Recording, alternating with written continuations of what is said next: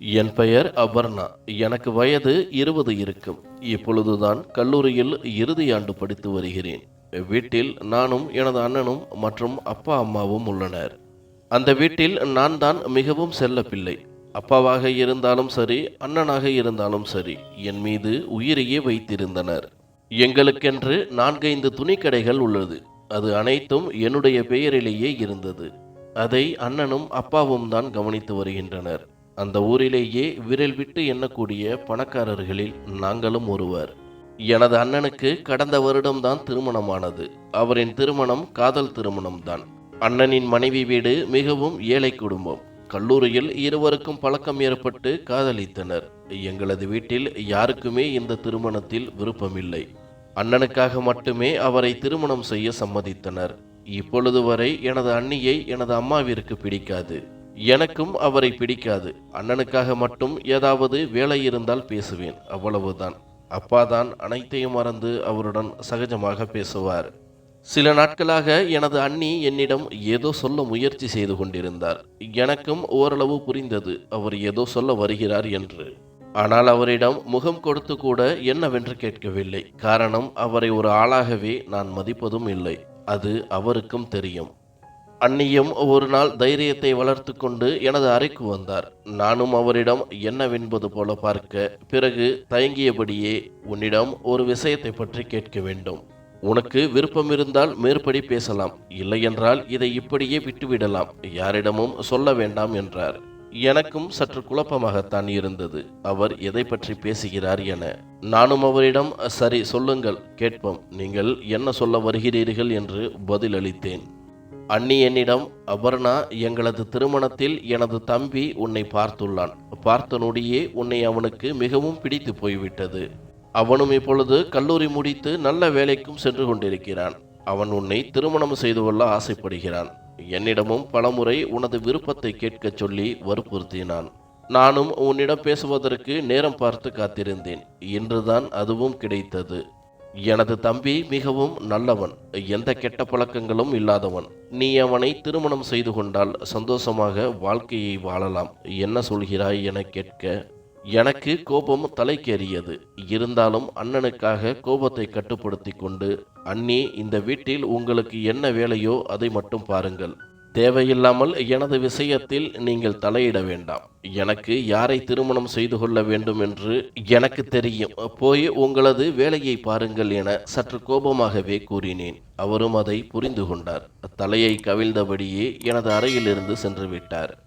எனது அண்ணியின் தம்பியின் பெயர் சரண். அண்ணி சொன்னது போலவே அவனும் மிகவும் நல்லவன்தான். அது மட்டுமல்லாது பார்ப்பதற்கும் அழகாகவும் இருப்பான். ஆனால் அதற்கெல்லாம் அவனோடு வாழும் எண்ணம் எனக்கு சிறிதும் இல்லை. அண்ணியை எப்படி மதிக்காமல் நடந்து கொள்வேனோ அந்த அளவிற்குத்தான் சரணுக்கும் மரியாதை. அவனிடம் பணம் இல்லை என்பது ஒருபுறம் இருந்தாலும் நான் எனது மனதை வேறு ஒரு நபரிடம் கொடுத்திருந்தேன்.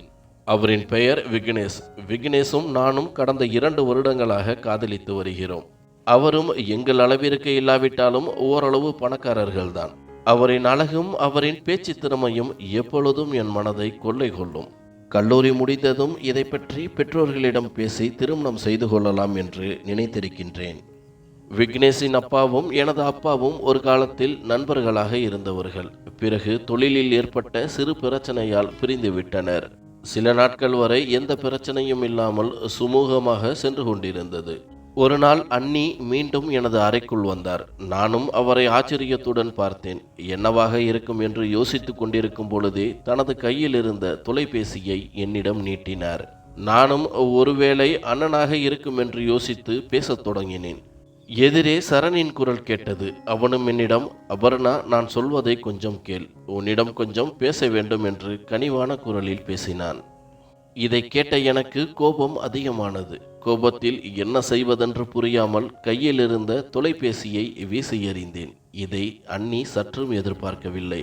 அவரும் பதட்டமாக, நான் அண்ணியிடம், அண்ணி, உங்களுக்கு ஒரு முறை சொன்னால் புரியாதா? உங்களுக்கு எவ்வளவு தைரியம் இருந்தால் மீண்டும் மீண்டும் என்னை தொந்தரவு செய்வீர்கள்? உங்களுக்கு ஏன் நான் சொல்வது புரியவில்லை? மீண்டும் ஒரு முறை இதை போல செய்தால் என்ன செய்வேன் என்று எனக்கே தெரியாது என வேகமாக கத்தினேன். அண்ணியும் எனது கோபத்தை பார்த்து பயந்தபடியே, அபர்ணா, என்னை மன்னித்துவிடு. எனது தம்பி சரண் தான் உன்னிடம் பேச வேண்டும் என்று பல நாட்களாக கூறிக்கொண்டிருந்தான். தனது காதலை உன்னிடம் தெரிவிக்க வேண்டும் என்றும் ஆசைப்பட்டான். இனிமேல் உன்னை இதைப் போல தொந்தரவு செய்ய மாட்டேன் என்றார். நானும் அவரிடம், அவரின் காதலை தூக்கி குப்பையில் போடுங்கள், எனது அனுமதி இல்லாமல் எனது அறைக்குள் இனி வரக்கூடாது என கத்தினேன்.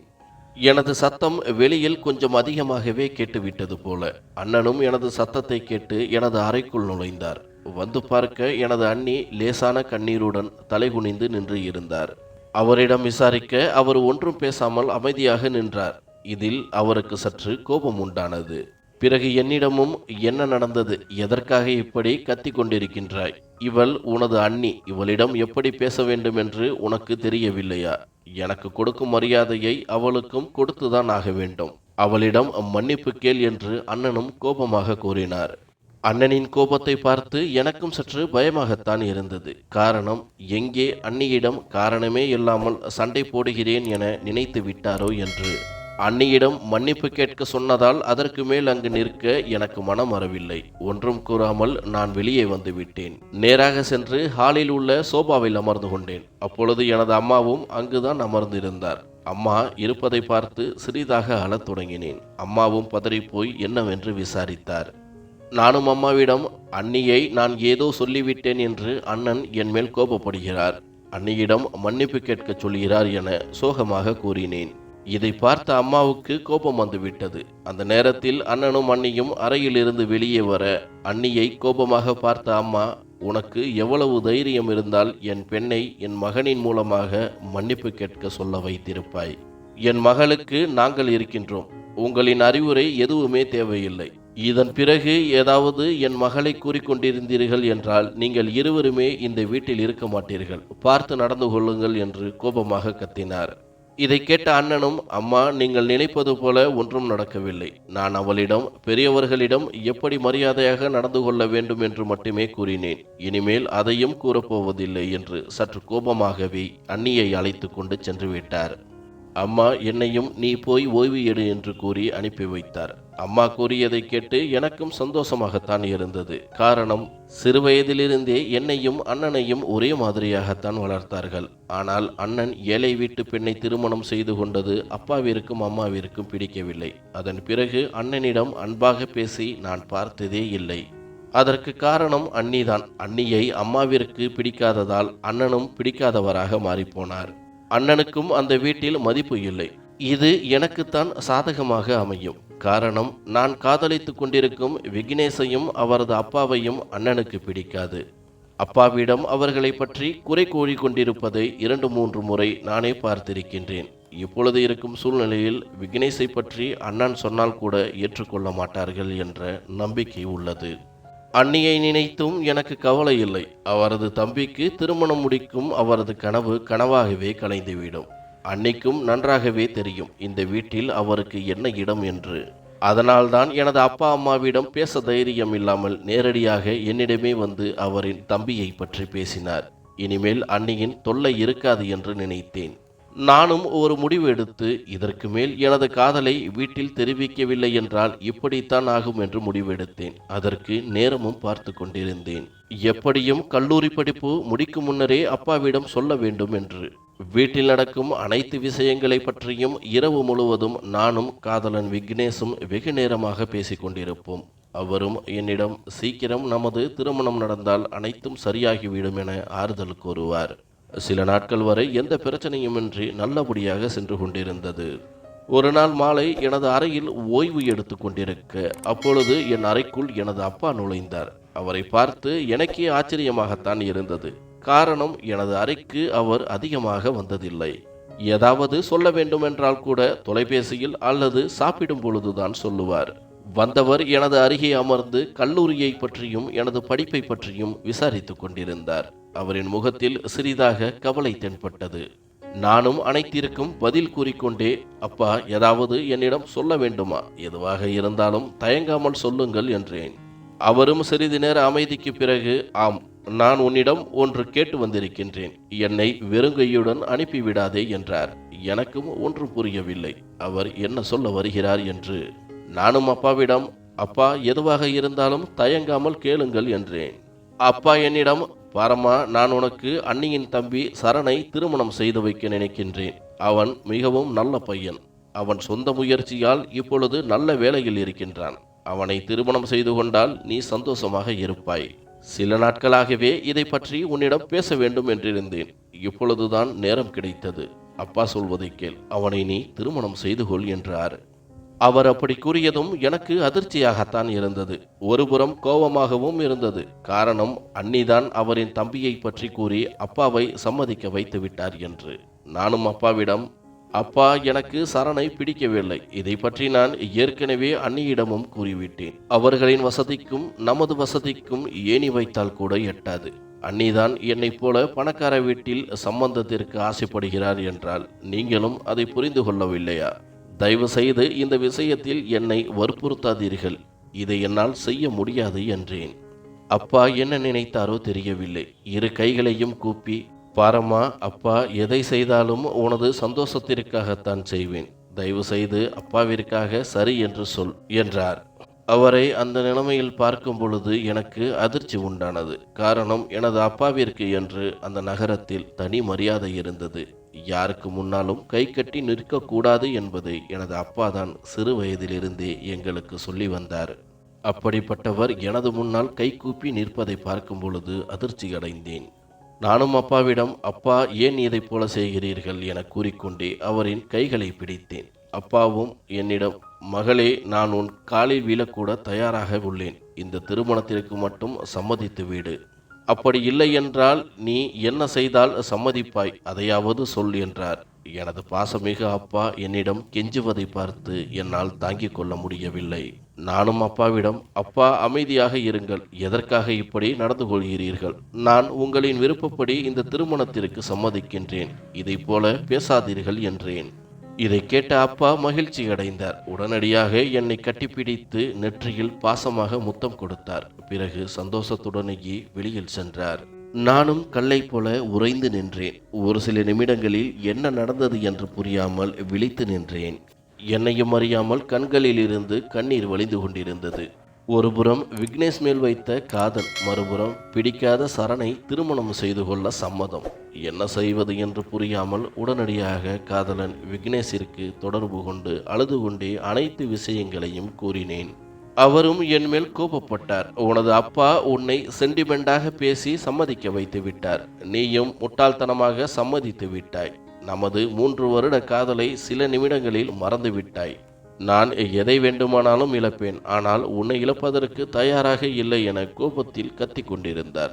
நானும் அவரை சமாதானம் செய்தேன். பிறகு அவரிடம், விக்னேஷ், சற்று பொறுமையாக இரு. இதற்கெல்லாம் காரணம் எனது அண்ணிதான். காசாசை பிடித்தவள் எனது அண்ணனை வளைத்து போட்டு எங்கள் வீட்டில் சுகபோகமாக வாழ்கிறாள்.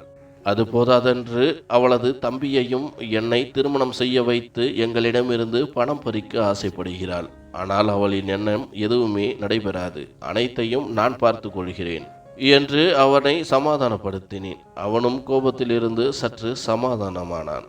மறுநாள் காலை வீட்டில் உள்ள அனைவரிடமும் எனது சம்மதம் கிடைத்ததை பற்றி சந்தோஷமாக சொல்லிக் கொண்டிருந்தார் அப்பா.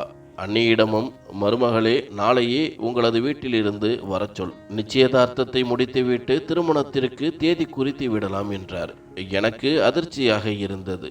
நானும் அப்பாவிடம், அப்பா, எதற்காக இவ்வளவு சீக்கிரம் என கேள்விகளை கேட்க, அதற்கு அவர், அதெல்லாம் ஒன்றுமில்லை, நீ கவலைப்படாமல் இரு, அனைத்தையும் அப்பா பார்த்து கொள்கிறேன் என்று கூறிவிட்டு சென்றார்.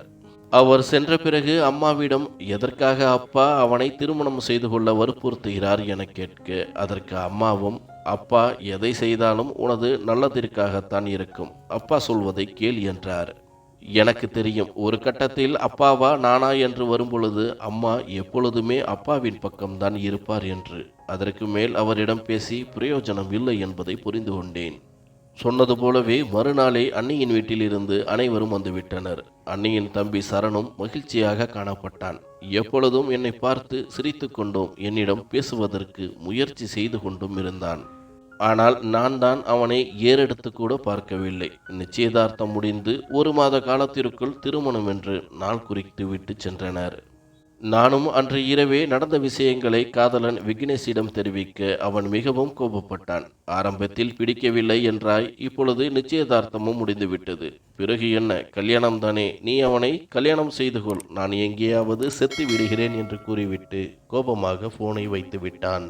அவன் அப்படி கூறியது மனவேதனையாக இருந்தது. இதற்கெல்லாம் காரணம் அண்ணிதான் என்று நினைக்கும் பொழுது அவரின் மேலும் பெரும் கோபமாக வந்தது. அதன் பிறகு அண்ணியை பார்த்தாலே கோபமாக வந்தது. அவரிடம் சிறு சிறு விஷயத்திற்காக சண்டை போட ஆரம்பித்தேன். காரணமே இல்லாவிட்டாலும் நானாக உருவாக்கி அதை வைத்தும் சண்டையிட ஆரம்பித்தேன். எனக்கு நான் நிம்மதியில்லாமல் தவிப்பதைப் போல அண்ணியும் நிம்மதியில்லாமல் இருக்க வேண்டும் என்ற எண்ணம் மட்டுமே இருந்தது. அதுவும் கொஞ்சம் கொஞ்சமாக நடக்க ஆரம்பித்தது. எனது தொல்லை தாங்க முடியாமல் சில நேரம் அழுது கொண்டிருப்பார். அதை பார்த்து நான் சந்தோஷப்படுவதுண்டு. இதற்கிடையில் சரணும் எனது தொலைபேசி நம்பரை வாங்கி அடிக்கடி தொடர்பு கொண்டான். ஆனால் நான் தான் ஒரு முறை கூட அவனது அழைப்பை எடுக்கவில்லை. ஒரு நாள் கோபமான நான் சரண் என்ன சொல்ல வருகிறான் என்று கேட்பதற்காக தொலைபேசியை எடுத்தேன். அவனும் சற்று கோபமாகவே பேசினான்.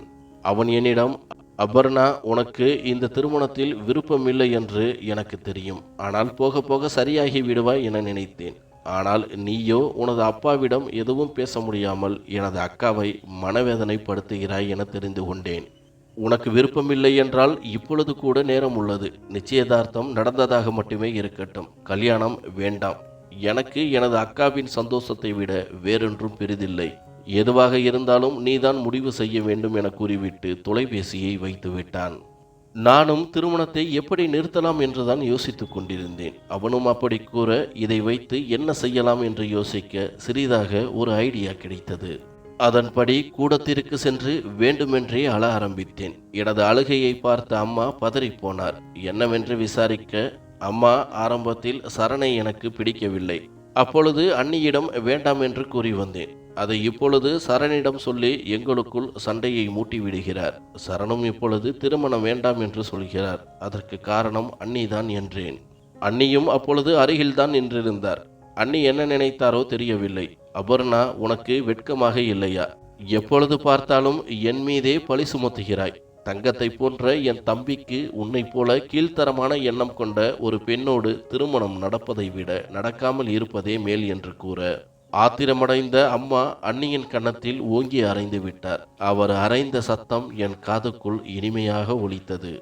அறை வாங்கிய அண்ணியும் வலி தாங்க முடியாமல் தேம்பி தேம்பி அழ ஆரம்பித்தார். அதற்குள்ளாகவே அப்பாவும் அண்ணனும் வர, அம்மா அவர்களிடம், எனது மகளை பற்றி உனது மனைவி தரைக்குறைவாக பேசுகிறாள் என அண்ணனிடம் சண்டையிட ஆரம்பித்தார். அண்ணனுக்கு அம்மா அறைந்ததை ஏற்றுக்கொள்ள முடியவில்லை. அன்பு மனைவி அழுது கொண்டு நிற்பதை தாங்கிக் கொள்ள முடியாமல் அம்மாவிடமும் என்னிடமும் சண்டையிட ஆரம்பித்தார். அப்பா எப்பொழுதும் போல அன்னிக்கு ஆதரவாகவே பேசிக்கொண்டிருந்தார். ஒரு கட்டத்தில் பொறுமை இழந்த அண்ணன் நான் தனியாக செல்வதாக கூறி அண்ணியை அழைத்து கொண்டு வீட்டை விட்டு வெளியேறிவிட்டான். எனக்கும் சிறிதாக சந்தோஷம்தான், இந்த சம்பவத்தை மையப்படுத்தி எப்படியும் திருமணம் நின்றுவிடும் என்று. ஆனால் நான் நினைத்ததற்கு நேர்மாறாக நடந்தது. காரணம், அப்பா நாட்கள் கடந்தால் என்னென்ன பிரச்சனை வரும் என்று தெரியவில்லை. இன்னும் 3 நாட்களில் திருமணம் என்று முடிவு செய்து விட்டார். நானும் அழுது கொண்டே அம்மாவிடம் முறையிட்டேன். ஆனால் அதற்கு எந்த பலனும் இல்லை. நானும் வேறு வழியில்லாமல் திருமணத்திற்கும் தயாரானேன். அதற்கு காரணம், என்னிடம் ஒரு ஐடியாவும் இருந்தது. உறவினர்களும் கொஞ்சம் கொஞ்சமாக வீட்டிற்கு வரத் தொடங்கினர். அதில் எனது சித்தப்பாவின் மகளும் அடங்குவாள். அவளும் என்னைப் போல அழகாக இருப்பாள். அது மட்டுமில்லாது என்னுடைய குணத்தையும் ஒத்திருந்தாள். ஆனால் என்ன ஒரு வித்தியாசம் என்றால், அவர்களிடம் பணம் எதுவும் இல்லை. அவர்களின் செலவுக்கே எனது அப்பாதான் மாதா மாதம் பணம் கொடுத்து உதவி செய்து வந்தார். எனது சித்தப்பாவின் மகளுக்கு பணத்தின் மேல் அவ்வளவு ஆசை. அதை நான் எனக்கு சாதகமாக பயன்படுத்தி கொள்ள நினைத்தேன்.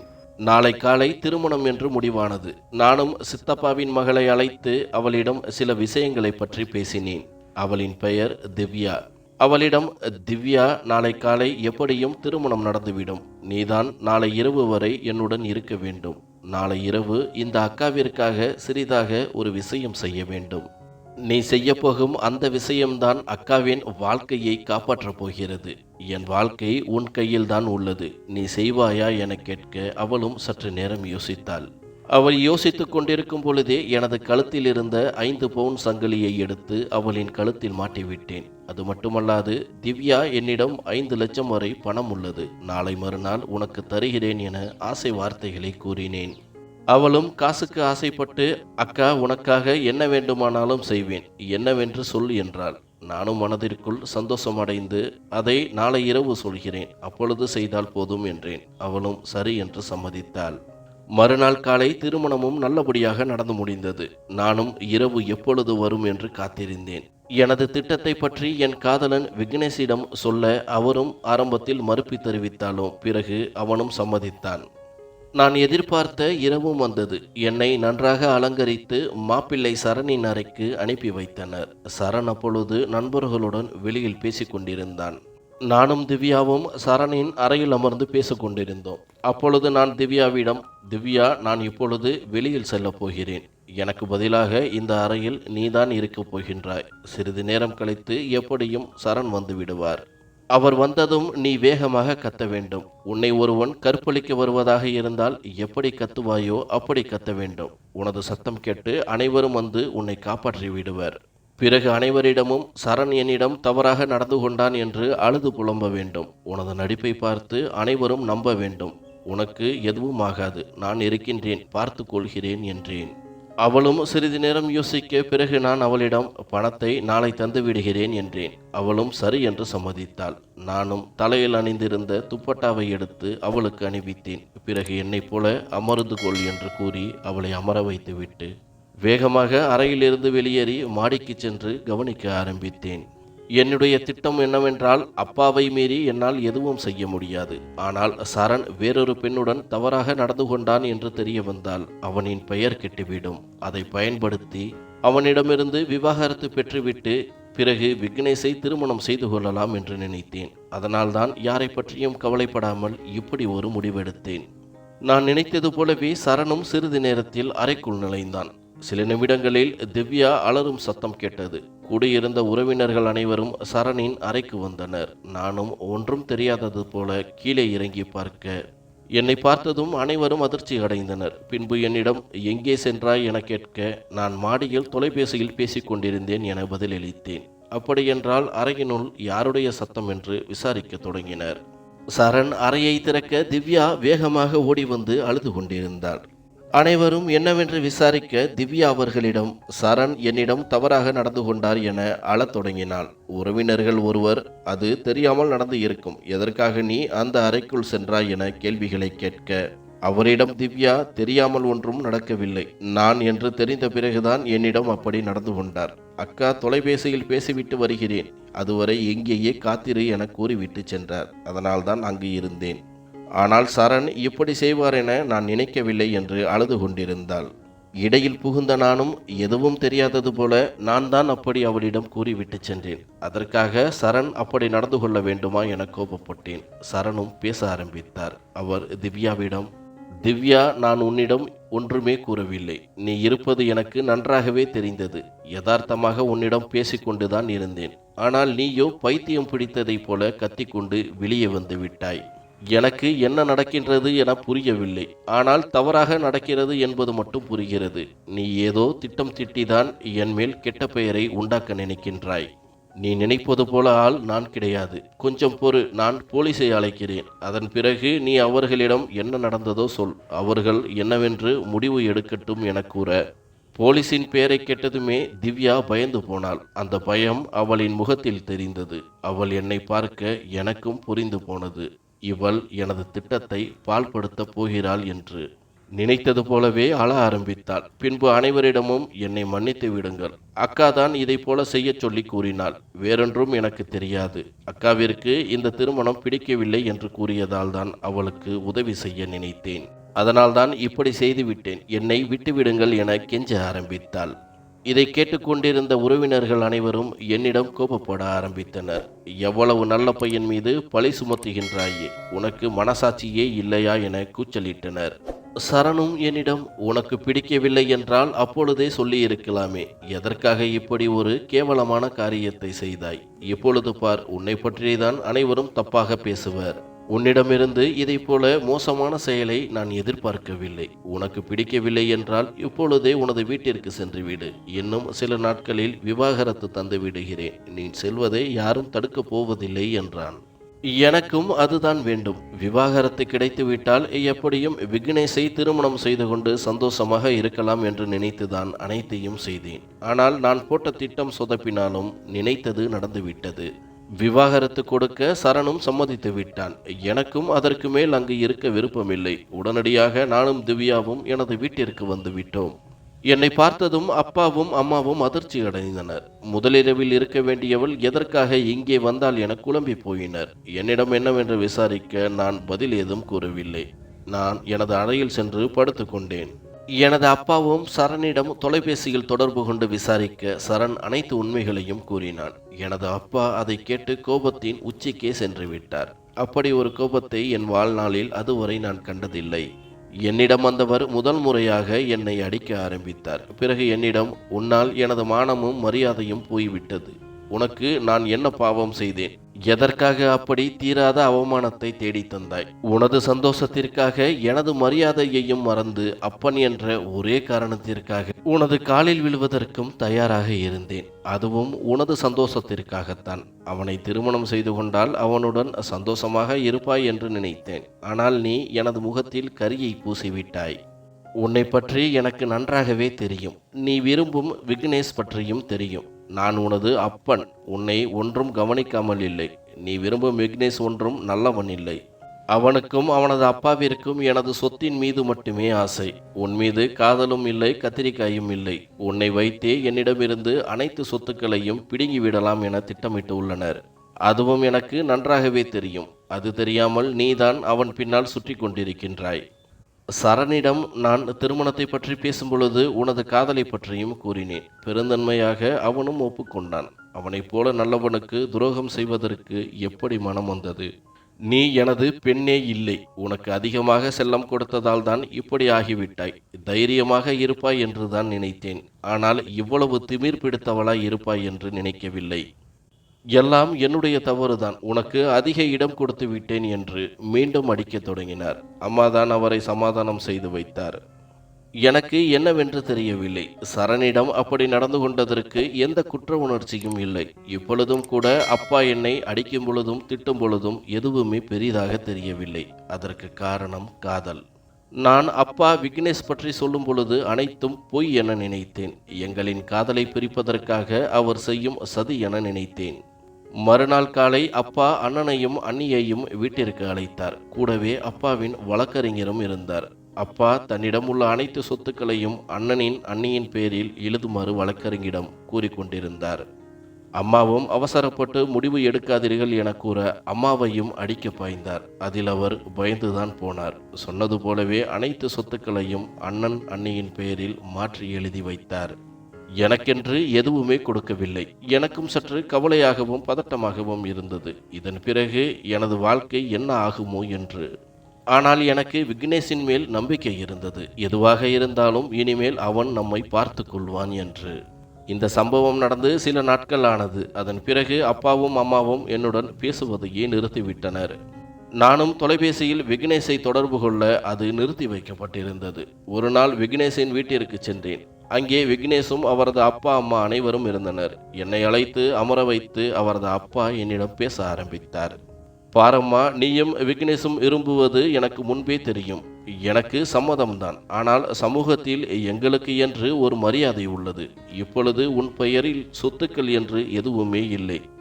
எதுவுமில்லாத உன்னை என் மருமகளாக ஏற்றுக்கொண்டால் என்னை பற்றி 4 பேர் 4 விதமாக பேசுவார்கள். அது மட்டுமல்லாது நீ ஏற்கனவே திருமணமானவள்.